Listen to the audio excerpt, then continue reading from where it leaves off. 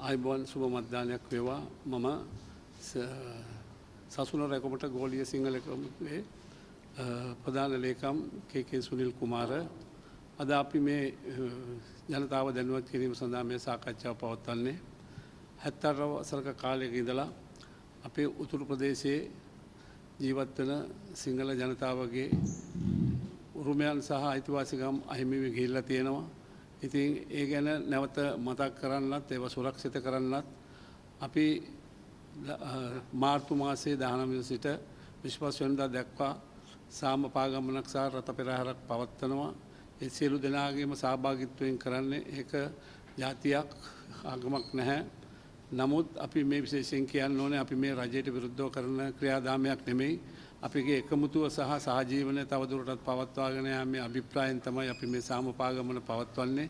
මොකද දැනට පදිංචි වෙලා ඉන්න උතුරේ ජනතාවට වගේම කලින් පදිංචි වෙලා හිටිය ජනතාවටගෙත් අයිතිවාසිකම් මේ දෙවිතෙක් ලැබිලා නැහැ.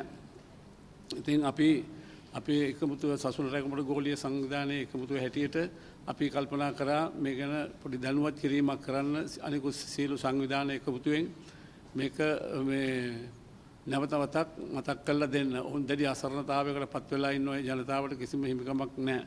ඉතින් ඒගොල්ලන්ට රජයෙන් ලැබෙන දේවලුත් නැහැ. ඉතින් අඩුයි. පසුගිය කාලයේදී ඇතිවෙච්ච තත්ත්වයන් යටතේද ඔවුන්ට කිසි දෙයක් ලැබිලත් නැහැ. ඉතින් ඒක නිසා අපි නැවත වරක් කල්පනා කරා මේක පින්කමක් විදිහට කරන්න සියලුම සංඝයා වහන්සේලා ඒ වගේම මෞලවිතුමන්ලා අපි කුරුක්කල්තුමන්ලා සහ අනිකුත් ආගම් ජාතීන් එක්කම එකතු වෙලා මේක මේ සාමපාගමන ශක්තිමත් කරන්න. ඒ සඳහා අපි නැවත වරක් මතක් කරනවා. ඒ සඳහා අපිට දායක වන්න අපිත් එක්ක අත්වල බැඳ ගන්න අපේ සමග සහභාගී මේක සාර්ථක කරගන්න ඕගොල්ලන්ගේ සහයෝගය දෙන්න කියලා නැවත වතාවක් මතක් කරමින් මම නියැල වෙනවා. බොහොම ස්තුතියි.